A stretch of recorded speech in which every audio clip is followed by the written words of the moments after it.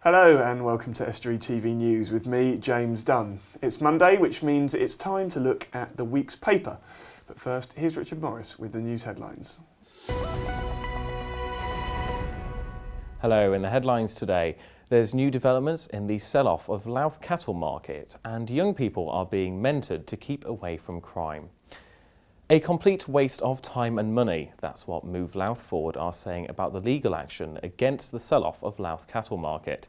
The group were responding to a move by Louth Town Council to examine a historic charter which, if legal, could give the ownership of the cattle market site to the Town Council, which would reverse East Lindsey Council's current sell-off of the site. Spokesperson for the group, Leslie Harrison, outlined the arguments against Louth Town Council's view for the site. No, I think they're just wasting public's money.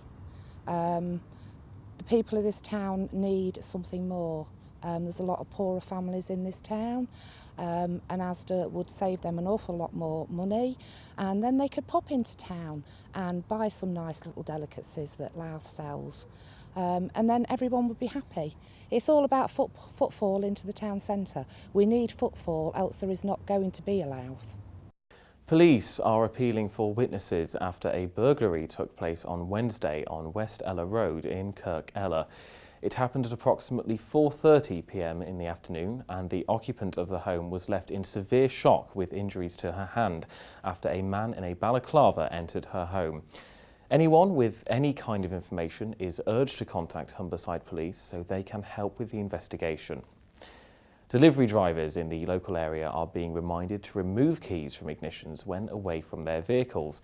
The reminder comes after a spate of thefts from delivery vans in recent weeks, particularly in the areas of Gainsborough and Marton. Most recently, a white Renault van was stolen. A Grimsby-based charity which helps adults with severe learning disabilities has moved into new premises. The Rock Foundation, set up by parents whose children have severe learning disabilities, was based out of Home Hill School in the town. Now it's moved into a brand new build with suitable facilities for the users of the service. Pamela Hodge, one of the founders of the charity, expressed her delight at the new build. We are delighted to be in this new building. It's a fantastic opportunity and it's going to help again grow our charity as well. I'm going to be able to offer far more people the opportunity of being able to engage in our services. It's just going to be a lot nicer environment for them. We're going to be able to do a lot more activities for them as well, and hopefully it's going to be benefits everybody who comes into the building. University has started for many in our region and students should feel safe at university. Northern and Wyke neighbourhood policing teams and community safety volunteers are carrying out proactive patrols of rented accommodation in the Newland and University wards of Hull. Starting this week, they will be advising tenants in potentially insecure properties, which account for around a third of all burglaries. Humberside's Police and Crime Commissioner Matthew Grove has met young people who are taking part in the Raise Your Game mentoring programme.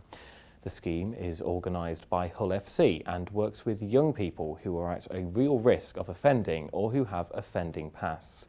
They are supported through the scheme by Hull FC into education, training and employment. Hull FC Raise Your Game is about getting upstream of crime. Many of us in the past have been able to identify youngsters we know are at high risk of going on to commit offences and being a real burden on our communities and damaging communities. What Hull FC are doing is doing something about it.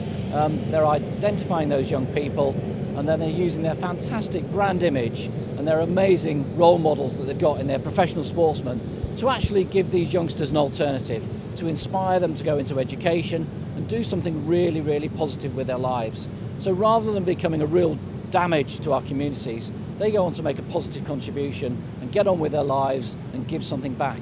It's absolutely massive. I think it's massive in a city like Hull, where we've got 3 big professional sport clubs, and we're just trying to play our part. You know, we know we've got a big brand, especially in areas of West Hull and North Hull, which is where the project's targeting. And I think the sport brings so many different things to the young people. It promotes communication skills, leadership, teamwork, and I think sport's a fantastic vehicle for that. That's all from me for now, and we'll be back with more news soon. If you have any news for us, then don't hesitate to contact us on Grimsby 01472 315 553 or contact us through Twitter at Estuary TV or you can search us on Facebook, and we even have a website, www.estuary.tv. Bye for now. Thank you, Richard. Well, now it's time for us to take a look back at the week's papers and all the headlines that affected our region last week. Today, my guest is Jane Wenham-White, the head of fundraising at Grimsby's St Andrew's Hospice. Hello, Jane. Thanks very much for joining me today. How are things going at St Andrew's? Very, very good. We've got new buildings going up very, very quickly. Indeed. We could do with some more money coming in, though. Always the case, always, I'm sure. yes, to fund the whole thing. But yeah, it's going well. Well, that's great news. Tell me, what's caught your eye this week? Well, the first one I thought was a really nice story was the lad Thomas Leake, who comes from sort of the Louth area, and he performed at Louth Church this last week. And he's part of? He's part of Calabro, who won Britain's Got Talent. And so all of a sudden, overnight, they've become a massive name, haven't they? Absolutely, yes. And I hadn't realised, actually, he was a chorister, actually, at Louth St James for 7 years. So he really did learn his trade locally? Absolutely, yeah. And he's come back with all his bandmates, and they all they're all quite impressed with little old Louth, because they've been all over the place. They've played at the Palladium and all over the place, but actually they were impressed with Louth, and it's really nice that he's come back to his hometown and spread the love, so to speak. In actual fact, he's already actually recorded a little message to help the fundraising campaign Building on Care for St Andrew's Hospice, and we're actually going to incorporate into some of our radio advertising in the near future, so it's nice to have some local support. I suppose it's nice to see these people who, local boys done good, and then they do actually come back and put something back Absolutely, in. And Ella Henderson is also from Tetney, she's actually recorded a little message for us as well, so it's, as you say, it's really nice that they're sort of remembering their roots and helping local causes. We've got pretty star-studded support. Which we're trying to, we're a bit thin on the ground of celebrities in North East Lincolnshire, but you seem to. I mean, you had Jim Broadbent. We did, yes, that was it. Again, he's a local lad as well, but there aren't very many. But if they are local, we try and get their support. So I think it's quite important. Yeah, well, it's good that they do anyway. Especially with the sort of social networking thing, like sort of Twitter and things like that, we can actually sort of, hopefully on the back of some of their feeds, we can actually get some publicity for what we're doing too. And the fact that they've got those, does it make them a little bit more accessible to make those inways? I think so, yes. I mean, you need to have obviously some kind of link to actually start the dialogue, but yeah, it does help, I think. Okay, great. Let's see, what have we got here? Where else? We're looking at that the high-rise, but it's been sort of quite a recent story in Grimsby, the high-rise buildings that are going to be demolished. I mean, I'd say that it's probably, for Grimsby, one of the biggest stories of the week, because it's been ongoing for a while. There's been talk of these buildings going down, and these buildings have become quite iconic in the East Marsh, whether for the right or the wrong reasons. Yeah. I suppose that's down to opinion. But the news has come out this week that actually the decision has now been made and they are to go. It was a bit like, I think it was like sort of the yes and no vote in Scotland, actually. It was quite close, wasn't it? I think it was 52-42 or something with some abstentions. Right, it's a bit strange, actually, because I think 52, the stats I heard with 52% of people were for the demolition, but 42% of people were against it. So I assume there was some middle ground. That's right, some abstentions, yeah. But I think it's, I can see from both points of view. I mean, I personally don't think they're particularly attractive buildings, but actually I saw a news story the other evening on television, and one gentleman who actually had one of the higher flats, he had got fantastic views of the town, which he said he was going to really miss, I know. And whilst one normally thinks that actually sort of, flat living perhaps isn't the most desirable, obviously if people get used to it and people like it, then you do get some great views. I just think that it's, obviously for the older people who've actually built part of that local community, it must be very, very difficult for them, because it is hard to make new friends and build a new community. And I think it's one of my sort of big things actually is actually building homes that for older people where they can be sort of self-supportive and actually have local amenities. I think it's really important to be increasingly getting people in our society who are living to great ages but have nobody really to sort of support them, and there's a lot of lonely people out there, people who are actually housebound, can't get out to do anything, and just basically prisoners in their own home, just looking forward to their sort of Meals on Wheels arriving once a day for somebody who's perhaps only got a couple of minutes to spare. And I suppose I think that one of the biggest tragedies about it is just how prevalent it is. Absolutely, yeah. Very, very sad. And families don't live round the corner like they used to. So many families are living in towns far, far away, so they can't support their elderly parents or grandparents or whatever. So it's a big, big problem. I don't know how we're going to address it, but it seems to me that the American, I think it's happening in areas around the country where they actually do create this sort of elderly village, if you like, so that people can actually support each other and it stops some of the loneliness.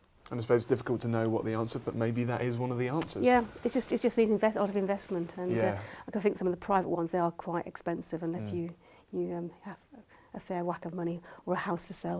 Or not many people do these days, I suppose. Yeah. So where can we go next? What else has caught your eye? And we also, something a bit close to my heart as well, because obviously it's in the health arena, is the whole Royal Infirmary has been getting a lot of negative press over the last week.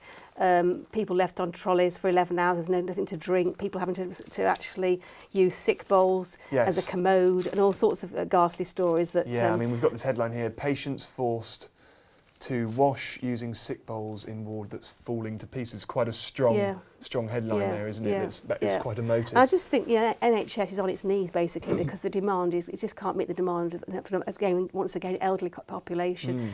People's expectations have risen so dramatically over the years, and it sort of made me reminiscent of actually something I saw that was actually televised, of a gentleman at the Labour conference this week. Stole the show. Spoke out about the NHS, and really I think what he said was just, it was amazing, because he actually brought us all back to actually remember that less than 100 years ago there was no National Health Service.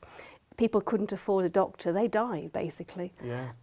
People, died horrific deaths. He mentioned one lady who he said he heard her screaming down the street because she had cancer and she couldn't afford the morphine to help with the pain. And his own sister was tied to a bed after an attack of tuberculosis because they couldn't actually get the medication to help her. And she ended up in, as he described, a pauper's pit because they couldn't afford a proper funeral either. And it kind of put things in perspective for me, because you do forget, actually, we take it for granted to a large extent. It's easy to complain about the NHS, but actually when you hear of stories like that, it just shows how far we've come. And I think it is on its knees. There isn't enough investment. We need to pay more taxes, arguably.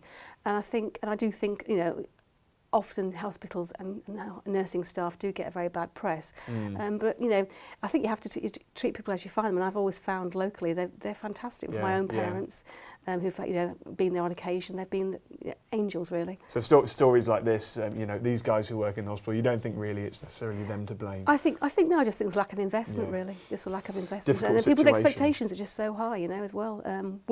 We expect everything. We expect hip replacements, knee replacements, all sorts of things that really are very, very expensive. And I think it's just, if we want that sort of health service, we're going to have to invest more money into it. Yeah, I think that's it. Although we don't know the answer, that one thing is for sure. Absolutely. The market raisin and mail.